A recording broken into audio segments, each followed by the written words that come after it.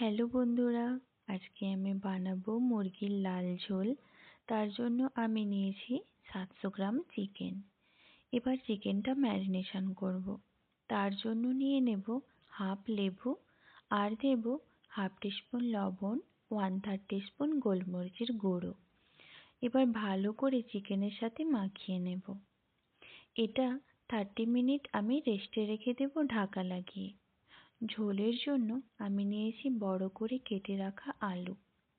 আলু ম্যারিনেশনের জন্য দেব half teaspoon লবণ, হাফ টিস্পুন হলুদ গুঁড়ো, 1 টিস্পুন লঙ্কা গুঁড়ো দিয়ে ভালো করে মাখিয়ে নেব।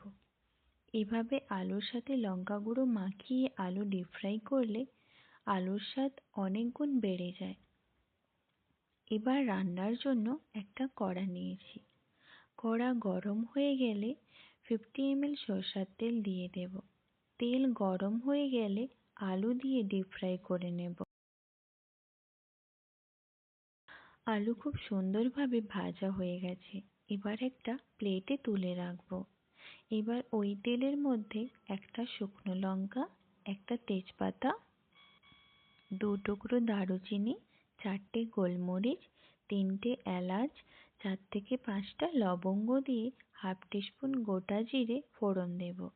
গোটা মশলা ভাজা হয়ে গেলে পাতলা করে কেটে রাখা 3টে মিডিয়াম সাইজের পেঁয়াজ দিয়ে দেব। পেঁয়াজ দিয়ে মিডিয়াম ফ্লেমে 5 মিনিট পেঁয়াজ ভাজা হয়ে গেলে 2 টিস্পুন আদা রসুনের পেস্ট দিয়ে দেব। 1 মিনিট মশলা কষিয়ে একটা গোটা রসুন দিয়ে দেব। আরও 3 মিনিট মশলা কষাবো। এতে রসুনটার মধ্যে মশলাটা অ্যাবজর্ব হবে, রসুনটা খেতে অনেক ভালো লাগবে। আদা রসুন পেঁয়াজ ভালোভাবে কষানো হয়ে গেলে একটা বড় টমেটো কুচি আর একটা কাঁচা লঙ্কা দিয়ে দেব।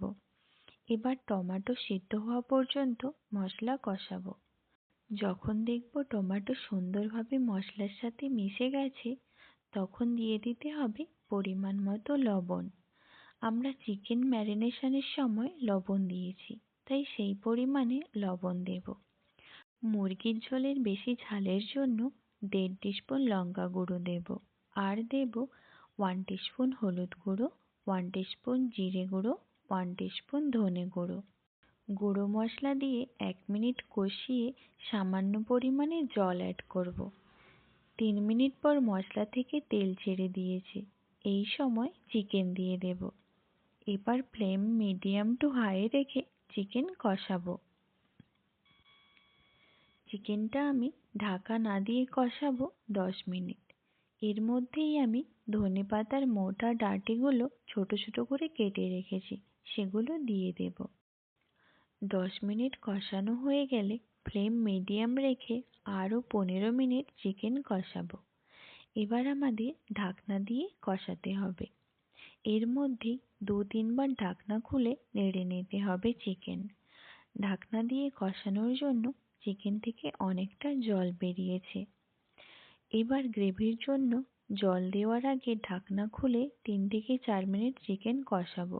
এর ফলে চিকেন থেকে যে জলটা বেরিয়েছে সেটা অ্যাবজর্ব হয়ে যাবে আর তেলটাও বেরিয়ে আসবে। 3 থেকে 4 মিনিট পর এবার আমি জল দিয়ে দেব। যেহেতু আমি ঝোল বানাবো, তাই বেশি পরিমাণে জলটা দিতে হবে।